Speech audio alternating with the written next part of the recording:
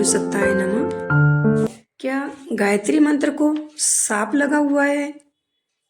इसकी जानकारी के लिए हमारी पुस्तक गायत्री विषयक शंका का समाधान लेखक पंडित श्री राम शर्मा आचार्य का यह ऑडियो अवश्य सुने। शीर्षक गायत्री साप मोचन। कई जगह ऐसा उल्लेख मिलता है कि गायत्री मंत्र को साप लगा हुआ है, इसलिए शापित होने के कारण कलयुग में उसकी साधना सफल नहीं होती।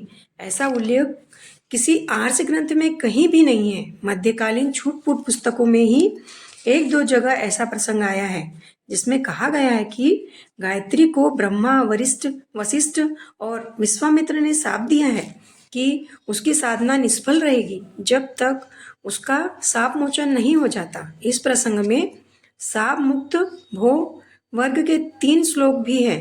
उन्हें पाठ कर 3 चमची जल छोड़ देने भर से शाप मोचन का प्रकरण समाप्त हो जाता है। यह प्रसंग बहुत ही आश्चर्यजनक है। पौराणिक उल्लेखों से के अनुसार गायत्री ब्रह्मा जी की अविच्छिन्न शक्ति है। कहीं कहीं तो उन्हें ब्रह्मपत्नी भी कहा गया है।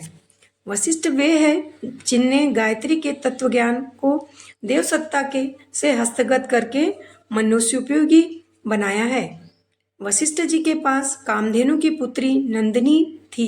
स्वर्ग में गायत्री को कामधेनु कहा गया है और उसको पृथ्वी संस्करण का नाम नंदिनी दिया गया है। वशिष्ठ की प्रमुख शक्ति वही थी।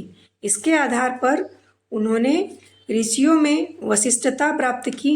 एक बार प्रतापी राजा विश्वामित्र ने से विग्रह हो जाने पर नंदिनी के प्रताप से उनके धुर्रे बिखेर दिए। उसी ब्रह्म शक्ति से प्रभावित होकर राजा विश्वामित्र विरक्त बने और गायत्री की प्रचंड साधना में संलग्न रहकर गायत्री मंत्र के दृष्टा एवं साक्षात्कार करता निष्णात एवं सिद्ध पुरुष बने। गायत्री के विनियोग संकल्प से सविता देवता, गायत्री छंद, विश्वामित्र ऋषि का वाचन होता है। इससे स्पष्ट है कि गायत्री विद्या के अंतिम पारंगत ऋषि होने के कारण इसका श्रेय विश्वामित्र को ही प्राप्त होता है। प्रस्तुत प्रतिपादनों में स्पष्ट है कि ब्रह्मा, वशिष्ठ और विश्वामित्र तीनों की ही आराध्य एवं शक्ति निर्झरणी गायत्री ही रही है। उसी के प्रताप से उन्होंने वर्चस्व पाया।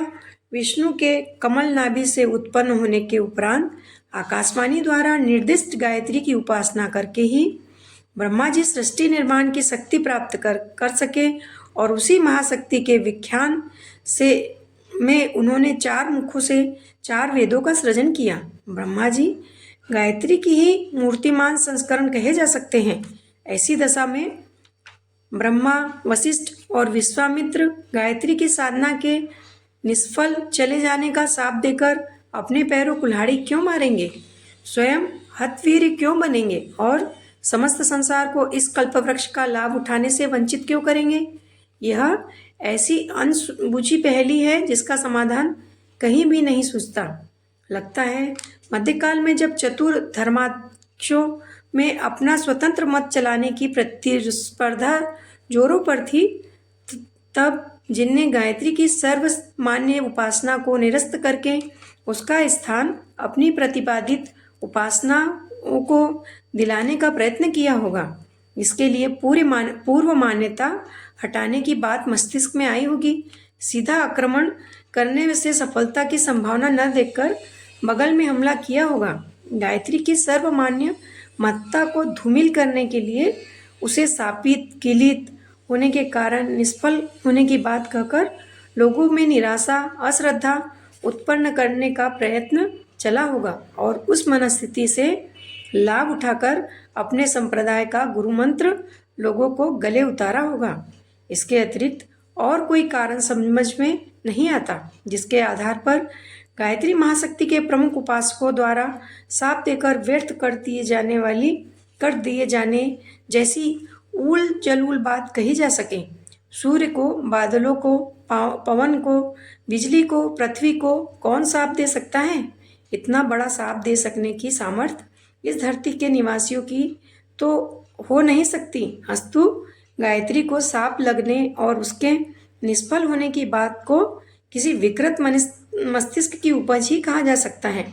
उसे मान्यता देने की तनिक भी आवश्यकता नहीं। हर कोई बिना किसी शंका कुशंका के गायत्री उपासना कर सकता है और उसके सत्परिणाम की आशा कर सकता है।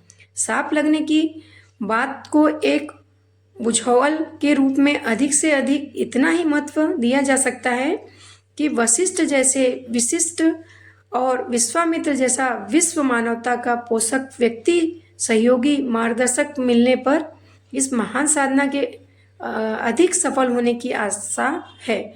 जिसे ऐसा गुरु न मिलेगा उसे अंधेरे में टटोलने वाले की तरह असफल रह जाने की भी संभावना हो सकती है। गायत्री को गुरु मंत्र कहा गया है। उसकी सफलता ब्रह्म विद्या में पारंगत वशिष्ठ स्तर के एवं तपश्चर्या की अग्नि परीक्षा में खरे उतरे हुए विश्वामित्र स्तर के गुरु मिल जाने पर सुनिश्चित होती है, अन्यथा सांप लगने और निष्फल जाने का भय बना ही रहेगा।